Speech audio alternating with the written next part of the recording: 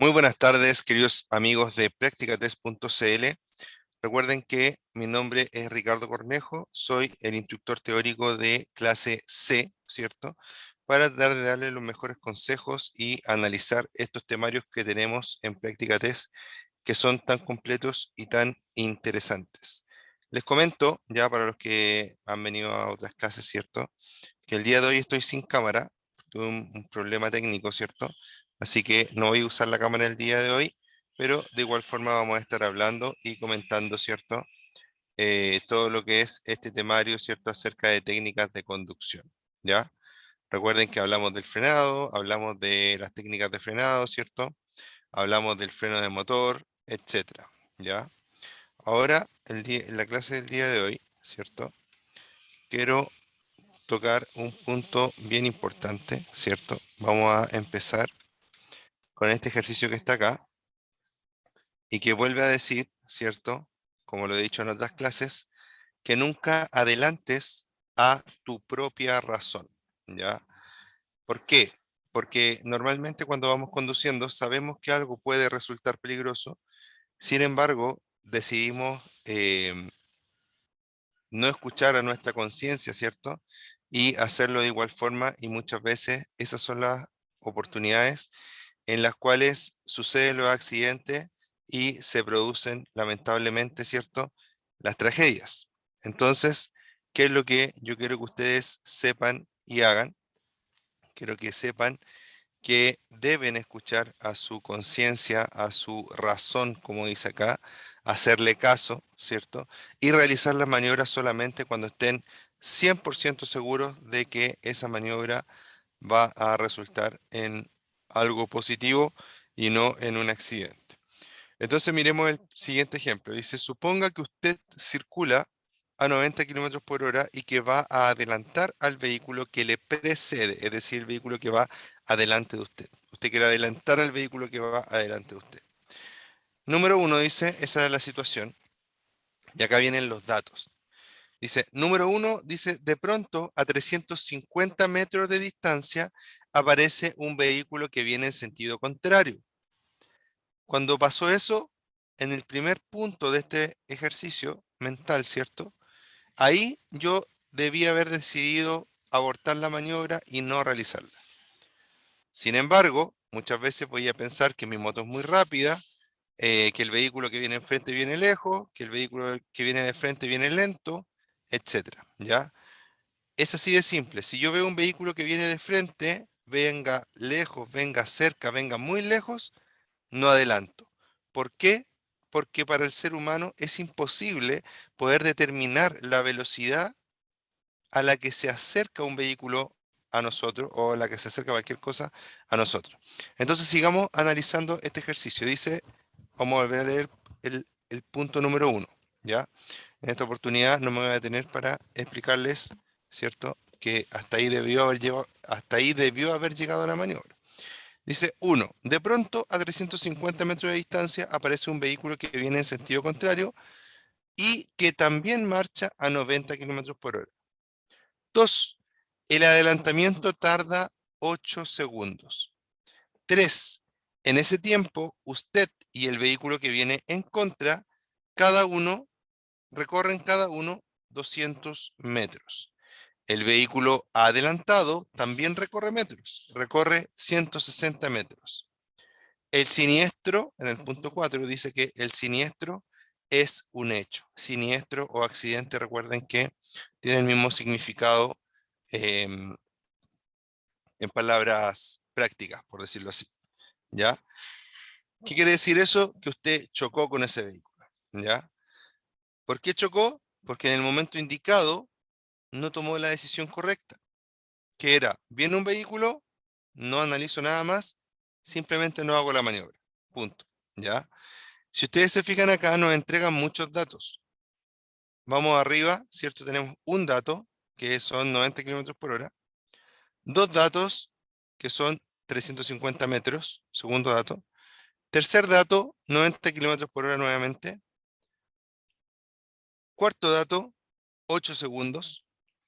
Quinto dato, 200 metros, ¿cierto? Sexto dato, 160 metros. ahí tenemos 6 datos que analizar para poder llegar a una conclusión de si chocamos o no chocamos. Ahora, ¿cuál es el tema? Que nosotros mientras vamos conduciendo es imposible que podamos determinar la velocidad de un vehículo o los metros que hay de distancia entre yo y otro vehículo. Los podemos quizás estimar, pero en el caso de la velocidad, con ninguna certeza, porque para los seres humanos, insisto, es imposible saber a qué velocidad se acerca otro vehículo. La distancia podemos quizás estimarla, pero nunca va a ser algo exacto que pueda ser confiable. Y el tiempo, quizás el tiempo puede ser un factor que podamos calcular un poco más de forma mental, pero tampoco va a ser exacto. Entonces, si nosotros decidimos hacer esta maniobra, simplemente estamos jugando, ¿cierto? Una especie de ruleta rusa que si sale bien, bien, y si sale mal, muy mal, ¿ya? Entonces, cuando pasa esto, ¿cuándo debo adelantar? Solamente cuando no venga absolutamente ningún vehículo en sentido contrario. Además de eso, cuando las condiciones de la vía, de la pista, sean las correctas, sean las ideales. Por ejemplo, que sea una recta. Por ejemplo, que tenga línea discontinua en la separación de las pistas. Jamás puedo adelantar en zonas donde hay línea continua. Jamás. Menos si hay 2 líneas continuas. Es muy importante, queridos amigos y amigas, poder entender esto. Esto los va a mantener vivos. Esto los va a mantener sanos.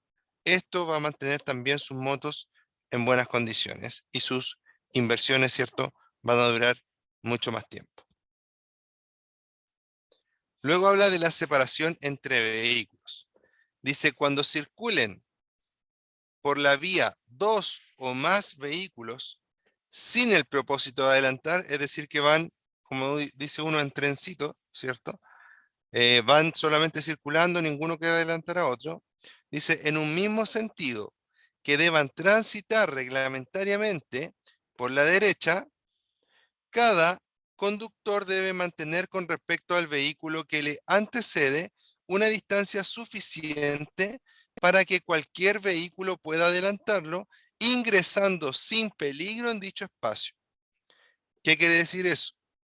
Cuando yo voy un vehículo atrás de otro, ¿cierto? Cuando va un vehículo adelante mío, yo voy atrás, la distancia entre mí y el vehículo que va adelante debe ser lo suficientemente grande para que para que otro vehículo pudiera meterse entre medio de los dos sin riesgo para ninguno de los 3 vehículos involucrados. ¿Qué quiere decir eso en términos simples? Yo lo traduzco en términos simples como que al menos deje un espacio de 3 vehículos entre medio de los dos, ¿ya?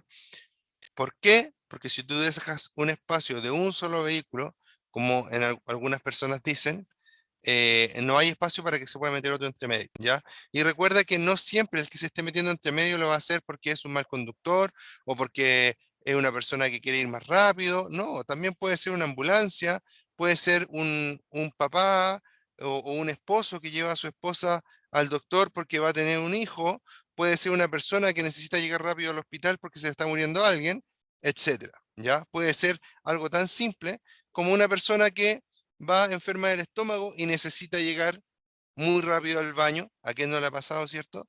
Entonces no tomemos el que nos está adelantando, no lo tomemos como una persona imprudente o como un enemigo. Más bien, si podemos ayudarlo a adelantar, ayudémoslo. Nosotros no sabemos en qué situación pueden estar las demás personas que están compartiendo con nosotros en ese momento eh, ese mismo espacio, ¿ya? Con respecto a la conducción en curva ya algo habíamos hablado, pero es bastante importante, así que lo vamos a repasar en esta clase. Con respecto a la conducción en curvas, debemos saber, ¿cierto?, que nuestro vehículo, nuestro, eh, nuestra moto, va a sufrir, y nuestro cuerpo también, va a sufrir de distintas fuerzas cuando voy por una cuando voy por una curva. Para empezar, está resistiendo la inercia que lleva la moto hacia adelante, el vuelo, por decirlo así. Además de eso, ¿cierto? Cuando la moto empieza a describir la curva, empieza a doblar, nos vamos a encontrar con que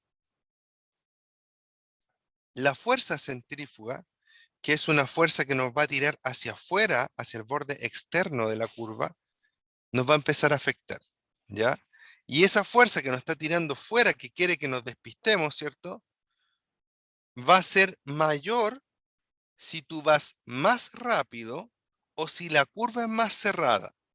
Entre más cerrada la curva y más rápido vaya el motociclista, vamos a tener el problema de que la fuerza nos va a afectar más, la fuerza centrífuga. Esta fuerza centrífuga puede hacer que te despistes. Si te despistas, tienes dos opciones muy graves. Una, terminar chocando con un vehículo de frente, que todos sabemos lo que puede significar eso cuando vas en motocicleta. Y dos, chocar con una barrera de contención. Las curvas en Chile normalmente tienen barreras de contención. El problema es que esas barreras de contención están hechas para contener vehículos de metal, ¿cierto? Moles de acero, más no carne humana. ¿Qué pasa cuando un motociclista se encuentra con una barrera de contención o cuando el cuerpo de un motociclista se encuentra con una barrera de contención? Lamentablemente ocurren amputaciones, ocurren fracturas graves, ¿cierto? Y la muerte. Entonces debemos tener mucho cuidado, tomar mucha conciencia de lo que hacemos cuando vamos a andar por las curvas, ¿ya? Importantísimo en una curva, el estado de los neumáticos. Importantísimo en una curva, cómo vamos a doblar, qué técnica, cuánto nos hemos preparado para tomar esa curva, ¿ya? La mayoría de las veces que los pilotos o los conductores de moto tienen problema en curva es porque piensan que pueden ir más rápido y cuando están dentro de la curva y se dan cuenta de la energía que hay ahí, se asustan, frenan y la moto pierde totalmente su trayectoria o derechamente terminan en el suelo de forma muy rápida. El nerviosismo, la adrenalina, ¿cierto? Es muchísima y si tú no vas progresivamente, ¿cierto? Aprendiendo a tomar curvas, lo más probable es que vas a terminar con un accidente grave y con tu moto destruida, ¿ya? Así que mucho ojo con eso, mucho ojo, cuidemos nuestros cuerpos, obviamente siempre con toda la indumentaria, ¿cierto? Necesaria, ¿ya?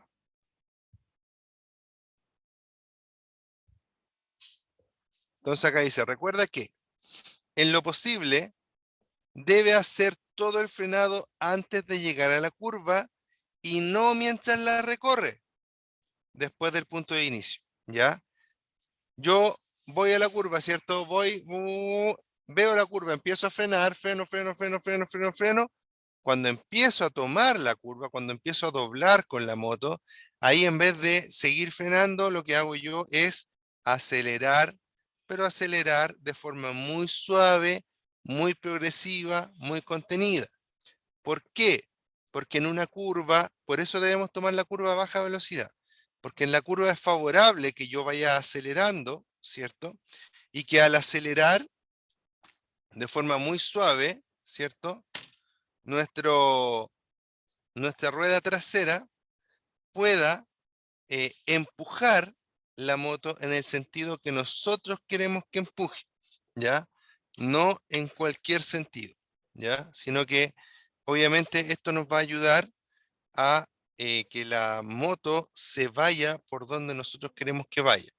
Insisto, cuando hablo de acelerar en la curva, es una aceleración muy suave, muy paulatina, ¿cierto? Se le llama llevar la moto inflada, ¿ya? Que el motor vaya empujando, pero muy suave, muy poquito, si se quiere decir así, ¿ya? Porque si tú aceleras muy fuerte, obviamente que te vas a caer, ¿ya? Obviamente que vas a tener un accidente. Es una aceleración muy suave. ¿Y cómo aprender curvas? lo mejor es poder tomar un curso, ¿cierto?, que les permita a ustedes practicar esto en un ambiente cerrado, en un ambiente controlado, ¿cierto?, que no vaya a venir un vehículo de frente, etcétera, ¿ya?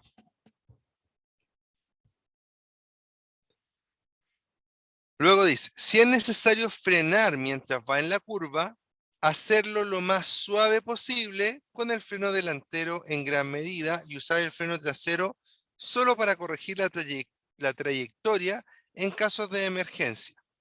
¿Qué quiere decir eso? Cerrar más la curva, es decir, que la moto se meta más al lado, ¿cierto?, interno de la curva.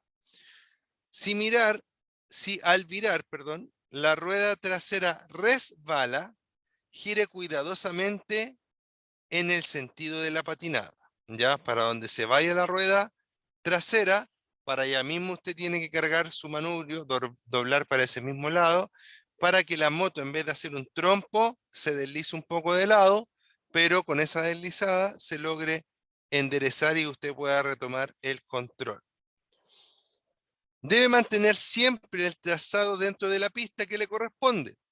Es por eso que se hace necesario llegar a la curva a una velocidad reducida. Un exceso de velocidad puede producir tomar la curva muy abierta, cambiarse de pista y chocar con otro vehículo en contra o en contra de las barreras de contención.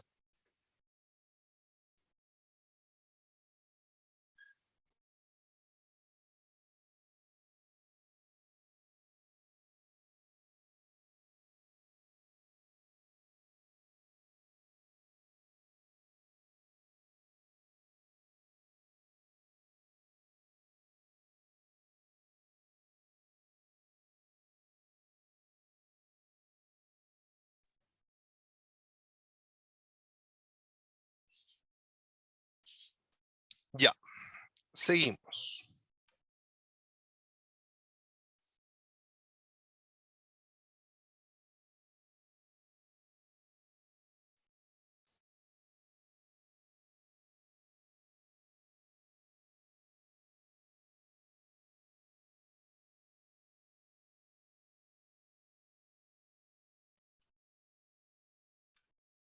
Vamos a hablar ahora de las condiciones climáticas adversas, ¿ya?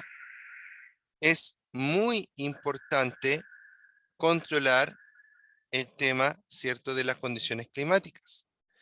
Las condiciones climáticas no las podemos obviamente manejar nosotros, pero ¿a qué me refiero con manejar el tema? Me refiero a que ojalá, si está lloviendo, dejar la moto en la casa. La verdad que la motocicleta en condiciones de lluvia siempre va a ser más peligrosa. En realidad, cualquier circulación con condiciones de lluvia va a ser más peligrosa. Básicamente, porque no tenemos la misma adherencia, ¿ya? Ahora, si ustedes me preguntan a mí, yo no disfruto la moto cuando está lloviendo y tengo que ir al trabajo, ¿ya? Quizás si estoy en una ruta, ¿cierto? Off-road, puede ser,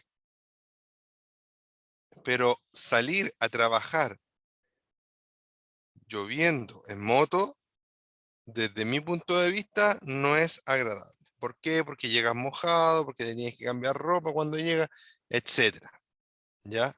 Y además de eso, siempre conducir con lluvia va a ser muy peligroso, ¿ya? Además de eso, siempre conducir con lluvia va a ser muy peligroso. Dice, las condiciones climáticas adversas, como la lluvia, la nieve o presencia de hielo en la calzada, ahí de nuevo voy a hacer un stop, solamente les hablé yo de la lluvia, porque principalmente yo vivo en una parte donde casi no nieva, ya. Creo que ha nevado 2 veces en mi vida. Pero si yo vivo en una parte que nieva, obviamente la nieve es incluso más peligrosa que la lluvia y el hielo también. ¿Por qué? Porque se presentan condiciones de adherencia prácticamente nulas, ¿ya? De hecho, Cuando yo me toca andar en moto en el invierno por ese motivo, ¿cierto? En el invierno yo cuando hace mucho, mucho frío, debo confesarles que aunque amo la moto, me encanta la moto, cuando hace mucho, mucho frío la evito, ¿cierto? Y la evito más aún cuando estamos en 1 o en 0 grados. ¿Por qué? Porque en esas temperaturas es muy posible que se encuentre hielo o escarcha en el camino. Y eso es increíblemente peligroso para el motociclista. Entonces, primer consejo, si usted puede evitar andar en moto cuando hay condiciones climáticas adversas, evítelo, ¿ya? Luego dice, aumentan el riesgo de deslizamiento, ¿cierto? Obviamente estamos hablando de la lluvia, la nieve y el hielo, por la menor adherencia del pavimento. Ello hace necesario que usted extreme su precaución al conducir, lo que significa más espacio con respecto al vehículo que lo antecede, velocidad reducida y aceleraciones más suaves. Esto se reduce todo en el último punto, que dice menor brusquedad en general en la conducción, ser menos brusco, ser menos brusco, ¿ya? En todo sentido, más lento, más espacio, etcétera, menos brusco. Luego pasamos a hablar de la oscuridad, que también es una condición adversa para la conducción. Dice, la capacidad de deducir distancias depende de que veamos colores y contornos de colores claros. El riesgo de siniestro es mayor durante la noche, entre otras causas por nuestra limitada capacidad para ver en la oscuridad. Nuestros ojos tardan algún tiempo en acomodarse a la oscuridad cuando abandonamos una habitación iluminada. De igual modo, como ya hemos visto, al conducir en la oscuridad y aunque no miremos directamente a los focos de los vehículos que vienen en sentido contrario, es fácil que se presenten efectos de ceguera que puedan empeorar temporalmente la visión. Entonces, hablando de este punto, queridos amigos, primero que todo, vamos a pensar en este tema de la ceguera momentánea, ¿cierto? Que sufrimos cuando estamos en la noche, apagamos la luz y no vemos absolutamente nada porque obviamente está oscuro. Pero pasa de que después de un rato que estamos en la oscuridad, empezamos a ver, ¿cierto? Siluetas, e inclusive a veces vemos muy bien cuando estamos durmiendo en la noche y nos despertamos y miramos, podemos distinguir muchas cosas que no podemos distinguir si prendemos la luz y la apagamos de forma inmediata porque estamos encandilados. ¿Qué quiere decir eso? Quiere decir que los seres humanos se adaptan o que los ojos humanos se adaptan a las condiciones de luz. Sin embargo, siempre en la oscuridad va a ser mucho más difícil poder ver. Y esto es por una razón física. Lo que nosotros estamos viendo realmente es la luz que pueden reflejar los objetos. Por ende, en condiciones de menor luz, podemos ver menos los objetos, ¿ya? Entonces, otro punto importante en esta parte de la clase es que ustedes siempre piensen cuando ustedes vayan a cambiar los focos de sus motos. Pasa mucho que las motocicletas, sobre todo, sin discriminar ni nada, pero sobre todo las motocicletas de marcas reconocidas, su iluminación es bastante buena, aunque sea la moto más barata, ¿ya? En las otras marcas puede ser que algunas encontremos que no sean tan buenas, pero la gran mayoría igual es bastante buena, me refiero a que sirve, que ilumina y que cumple el objetivo. Pero ¿qué pasa? Que la gente va y compra otra ampolleta, otro foco, otro sistema de luces, que ilumina muchísimo más que el original. Por ende, como ilumina muchísimo más que el original, lo que hace es encandilar a las demás personas. Y eso puede producir accidentes para los demás y puede también producir accidentes para mí mismo. ¿Ya? Entonces,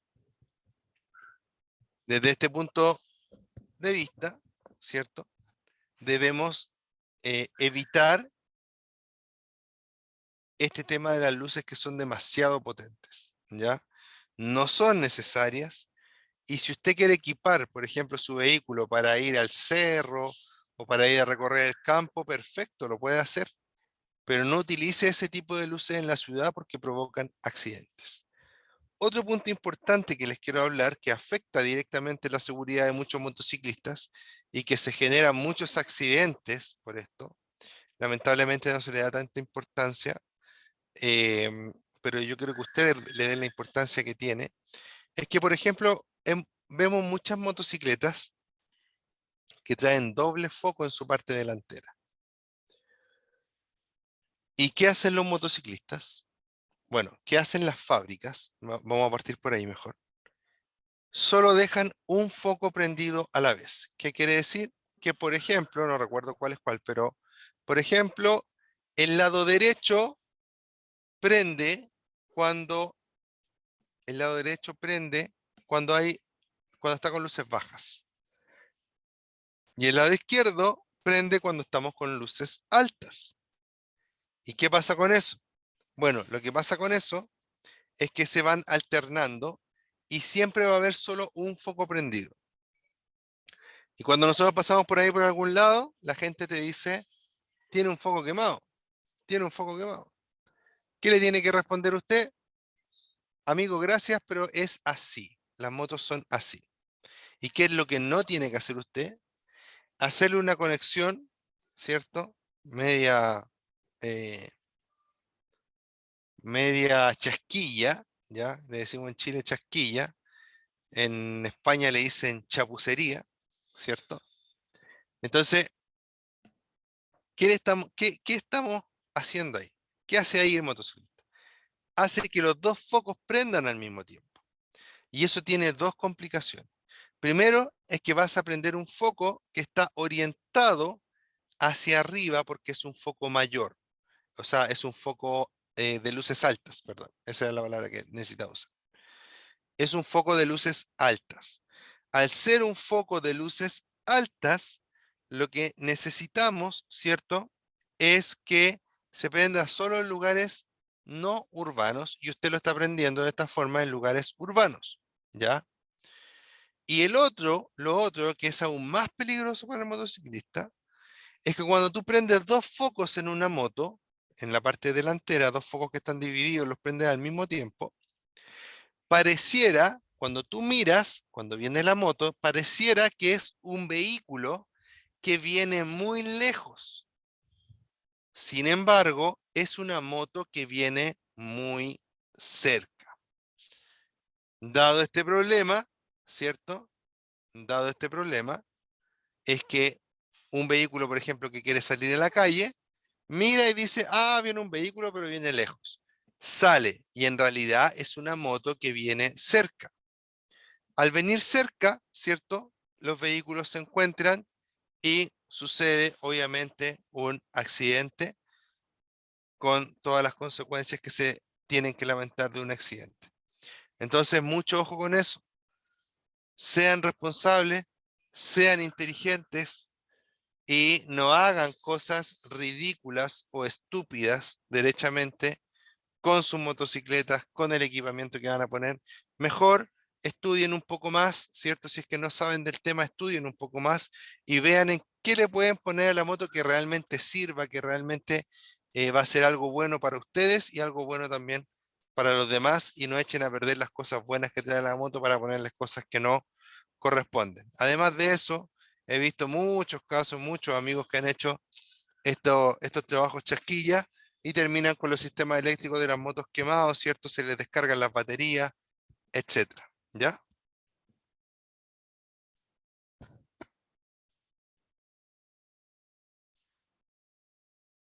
Dice, nuestra capacidad de calcular distancias depende de que veamos colores y contornos de colores claros. En la oscuridad, estos se difuminan. Lo mismo sucede cuando la visibilidad se encuentra reducida por efecto de la nieve o la lluvia. En estas condiciones, el tráfico que viene en sentido contrario, ¿cierto?, parece encontrarse más lejos de lo que realmente está.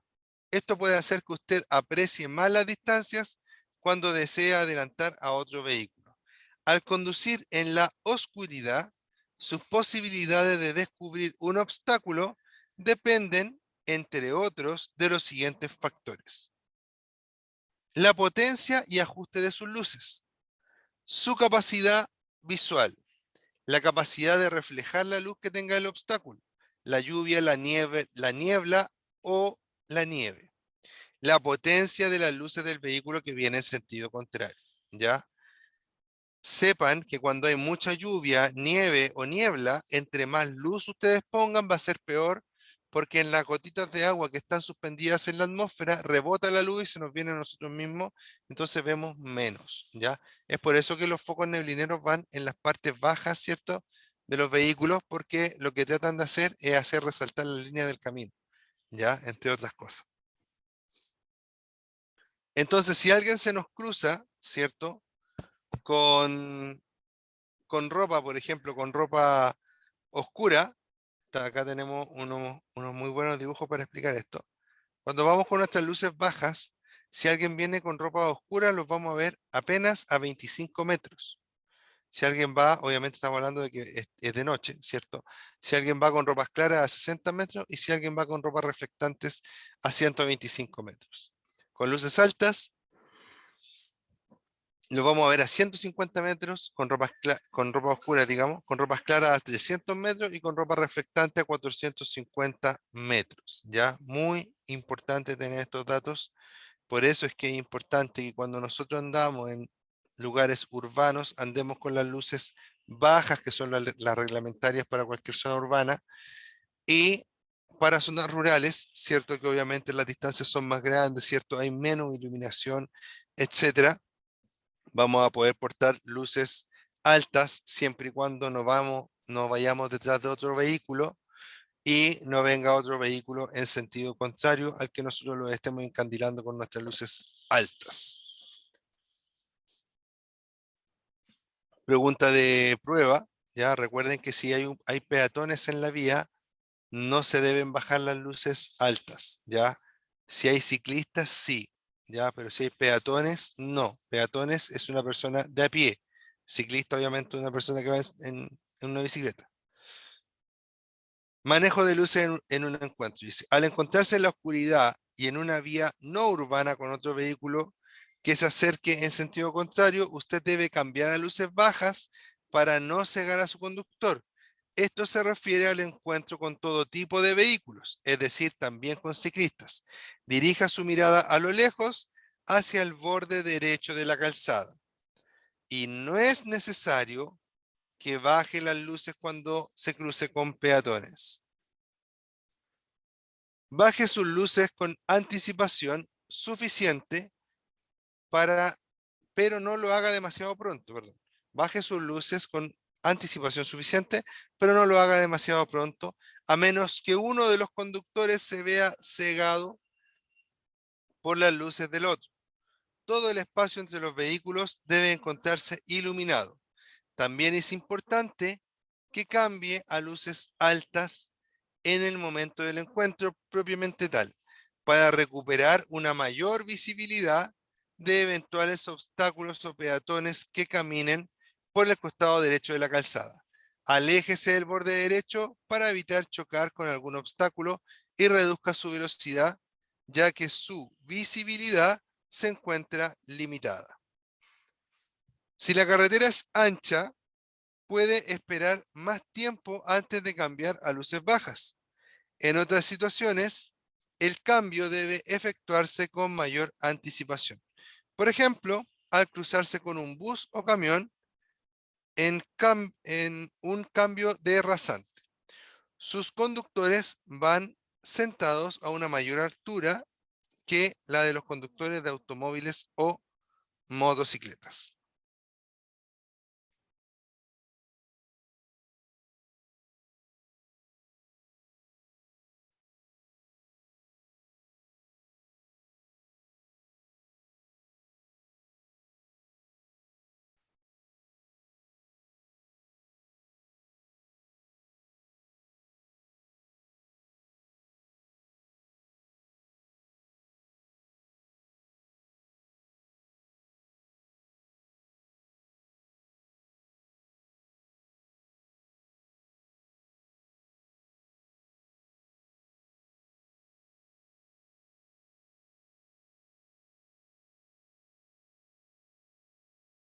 Ya, perdón, se me había apagado el- el micrófono.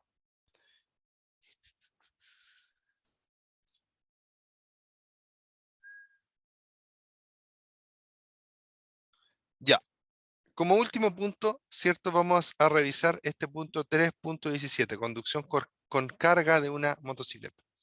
El transporte de un viajero o de carga en una motocicleta modifica el comportamiento, por lo que tendrá que tener en cuenta los siguientes detalles. En el fondo, lo que les quiero decir acá es que no es lo mismo andar solo que con acompañante o con mochila, como decimos nosotros los motociclistas. Y no es lo mismo andar con la moto sin carga a ponerle un saco atrás, una mochila, cierto, amarrada, que tiene un peso. ¿Ya? No es lo mismo porque la moto se va a comportar de forma distinta. ¿Ya? Si usted lleva más peso, le va a costar más acelerar, le va a costar más frenar, etcétera. Entre más pequeña es la moto, más se notan estas diferencias cuando tenemos, ¿cierto? Cuando llevamos peso, etcétera. Dice, la distancia necesaria para realizar un adelantamiento será mayor, ¿ya? Todos estos puntos que estoy leyendo tienes que tenerlo en consideración cuando lleven a una persona o lleven carga en la moto. Las frenadas se alargan y será más importante que nunca ejecutarlas en dos tiempos. Es decir, en primer lugar, tocando suavemente el freno delantero para trasladar el peso hacia ese eje para posteriormente poder frenar con más intensidad. Si se usa el freno bruscamente, bloqueará fácilmente la rueda, ya que no tendrá peso en el eje delantero.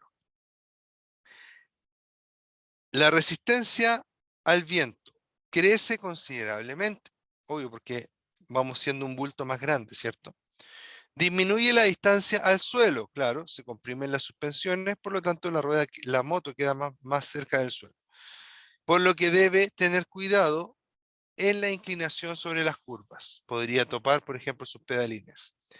En caso, en caso que la carga trasera sea excesiva, será más fácil que la rueda trasera se quede en el aire. En caso que la carga trasera sea excesiva, será más fácil que la rueda delantera, perdón, se quede en el aire cuando acelere bruscamente. Además, la falta de peso delante puede aumentar mucho la tendencia a sacudidas en la dirección, ¿ya? No solo en aceleraciones, sino con normalidad, provocando el llamado efecto shimmy o shimming, ¿ya? Esto es súper importante, chiquillo. Voy a hacer el último stop aquí antes de terminar. Les voy a contar una historia súper corta, pero importante. Una de mis primeras motos fue una Yamaha R15 V2, ¿ya? En esa moto yo andaba con mi polola en ese tiempo, que ahora es mi señora, y una vez se me para, ¿cierto? Un motociclista al lado y acelera la moto. Ya, y yo también quise hacer lo mío, ¿cierto? Acelerar un poquito más la moto, pero me llevó una sorpresa bien grande, que gracias a Dios no pasó nada, pero podría haber terminado mal. Fue que yo aceleré la moto, ¿cierto? Saqué el embrague, aceleré la moto, saqué el embrague, y como yo iba con mi señora atrás, la moto se levantó. Y me fui haciendo wheelie, ¿cierto? Por varios metros, pero no porque yo quisiera, sino porque como mi señora iba atrás, iba con peso la moto atrás, se levantó de forma mucho más rápida y sorpresiva, ¿ya? Entonces, mucho ojo, porque lo que dice acá es muy verdad y pasa. Y si uno no tiene la expertise necesaria o se asusta cuando le pasa eso, es muy probable que terminemos en un accidente, ¿cierto? cayendo al piso el piloto, ¿cierto? Y el copiloto o la copiloto. Por último, dice, los neumáticos sufrirán esfuerzos mucho mayores, por lo que es recomendable aumentar la presión de los mismos para conseguir un desgaste más regular. Ojo, eso de los neumáticos, siempre revísenlo con el manual del fabricante, ¿ya? No es algo que se deba hacer siempre en todas las motos o para saber también cuánta presión ponerle, ¿ya? Siempre eso, vean la información que dice el fabricante para su motocicleta y recién ahí aplíquenlo. El llamado efecto Chimi es una oscilación del tren delantero que provoca pérdida de control de la motocicleta y bajada en su capacidad de frenada. Eso es, queridos amigos, por el día de hoy. Espero que les haya gustado mucho esta clase, ¿ya? Recuerden que esto es practicatest.cl, el mejor lugar para que tú te puedas preparar de forma remota, online, para, ¿cierto? Para tu examen municipal clase C y todos los otros también. Recuerden que mi nombre es Ricardo Cornejo, ¿ya? Cualquier duda, consulta, sugerencia, reclamo que tengan, háganoslo llegar por nuestras redes sociales, por nuestros canales de mensajería, etcétera. Ya les responderemos a la brevedad posible, ¿cierto? Con el mejor de los ánimos. Esperamos que a todos les vaya muy bien. Recuerden que esto es una clase eh, teórica y que no reemplaza una clase práctica, ¿ya? No reemplaza una clase práctica. Siempre es muy bueno que ustedes puedan tomar clases prácticas. Les mando un abrazo, cuídense mucho, que les vaya muy bien. Hasta luego.